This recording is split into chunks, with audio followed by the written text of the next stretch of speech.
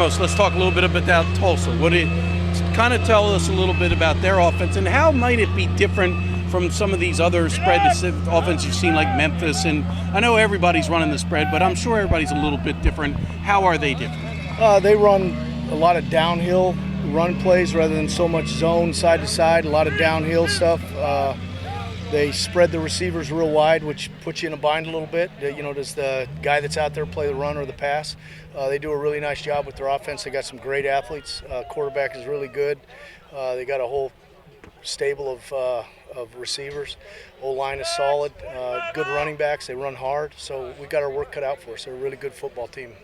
Offensively. For the people that aren't technical football people, when you say downhill running as opposed to zone, that means that it's one-on-one blocking, man-to-man blocking, lead with the power. Yeah, they'll power and lead, but it's going to hit between the tackles. They have a nice perimeter running game also, so they can hit you anywhere. And again, they get you so spread out that it's hard to defend both things. So do they lead with a fullback or a tight end or both? Tight end most of the time. Okay, so they employ a tight end. Yeah, just like we've been seeing. They got the cruiser that sets in there, big tight end guy, and but yeah, they're a good football team. So Kenny said in such a system, they go by numbers. They look and see what you got, and if you're going to put guys out there to cover receivers and you've got a minimal inside, they're going to run the power down your throat. If you put too many outside, they're going to run it inside. If they put too many inside, they're going to throw it outside. So that's why I'm saying they got some people in a bind. You're kind of cheating to play the run and the pass, which is always dangerous. That's a little bit of a pickle. And what are you seeing out of this quarterback? The guy's got over 3,000 yards passing. He's got a cannon. He can throw it deep. He's got a quick release. He's really accurate. I mean, he's just like all the ones we've been seeing. He's probably an NFL type guy. Really? Okay. He's a really good player. Yeah.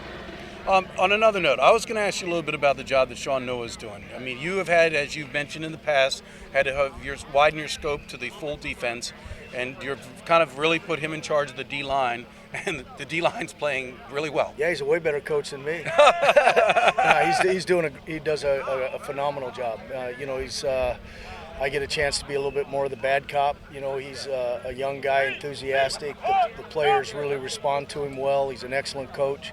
We're very, very lucky to have him.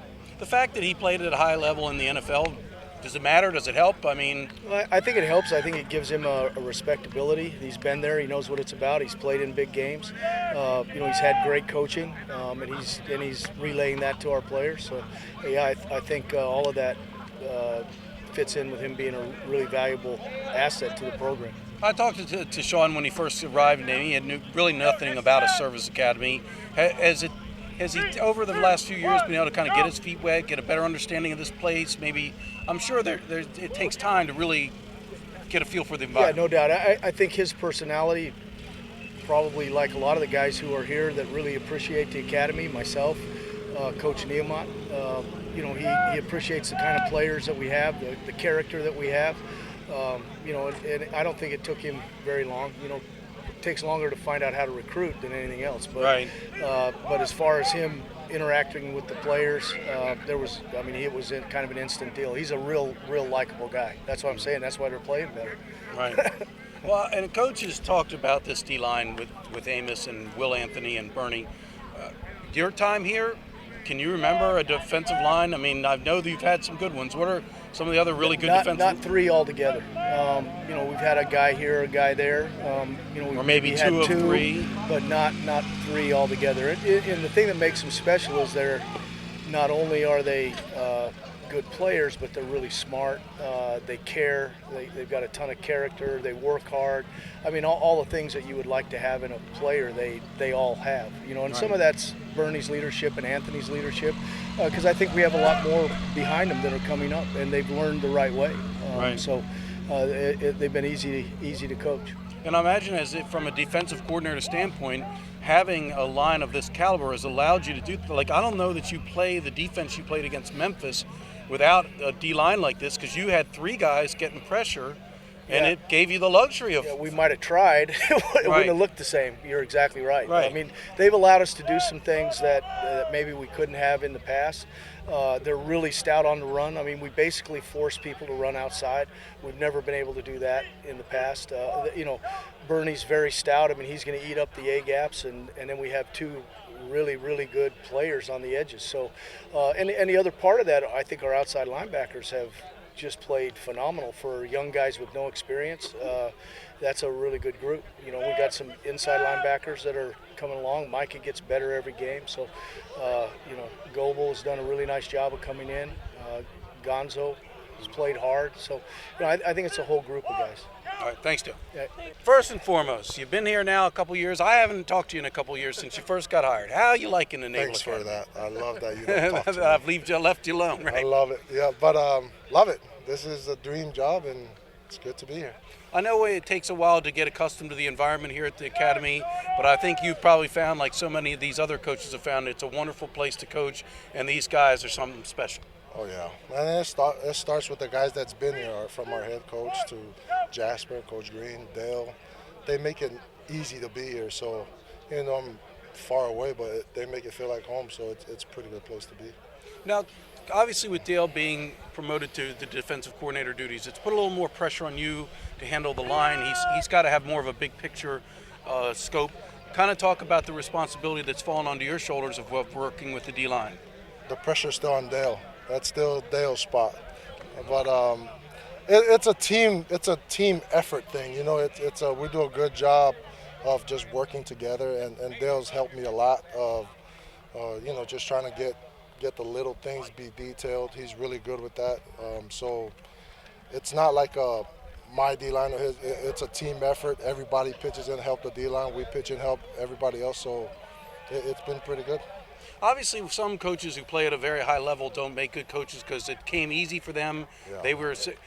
Do you think playing in the NFL has helped you as a coach? I never really played though, so that's a good thing, If I was good in the NFL, then I probably would have been a crappy coach, But still got a long ways to go. It's such a simple game, but it's not an easy game kind of thing. So I still have a lot to learn, but it's been good. Who are some of the D-line coaches you had in your days, either college, pro, that influenced you and had an impact on you, and maybe some of what they did is rubbed off on you?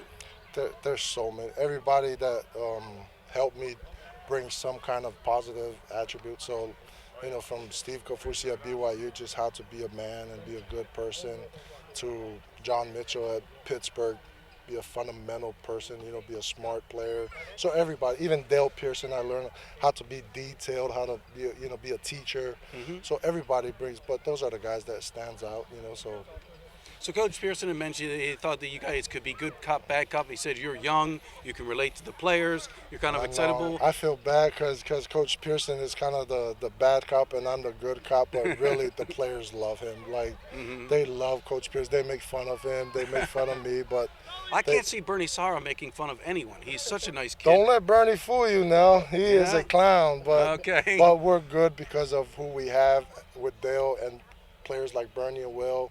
And they set a very, very high standard of how to perform, how to prepare, so it makes our job easy. Well, this is one of the finest defensive lines Navy's had in quite some time. Why don't I hit you with each guy, and you tell me what kind of stream of consciousness what comes to your mind. Bernard Sarra.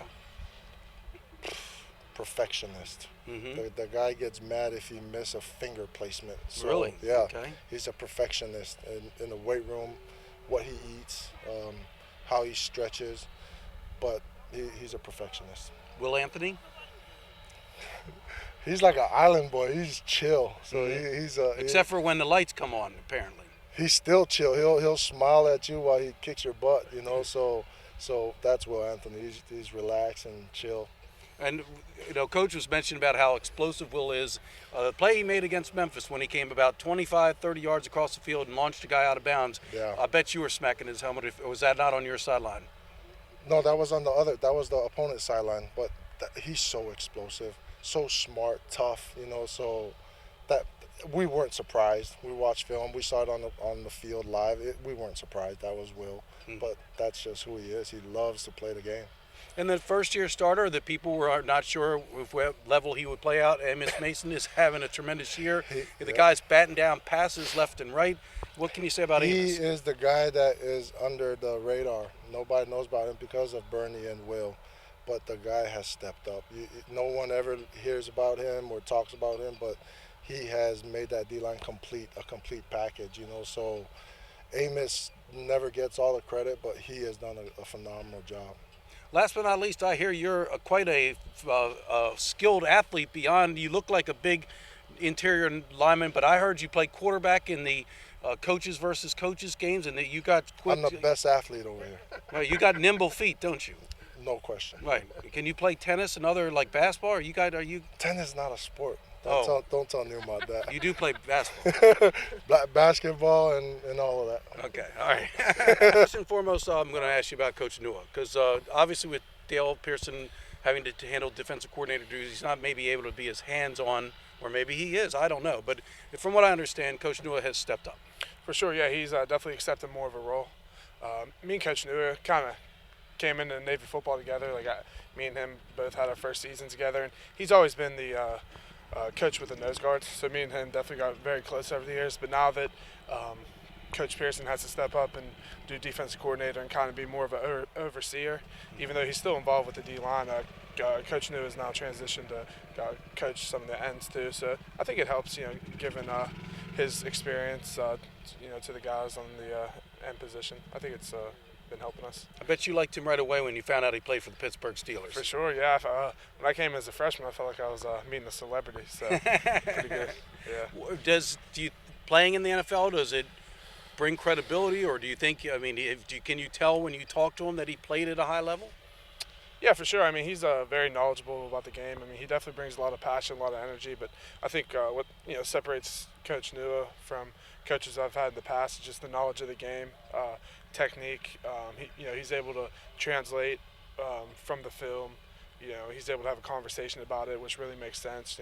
He's just good. You can tell he's received great coaching over the years, and he's able to relate to his players like that. Coach Pehrson has coached D-line here for 17 years, I believe.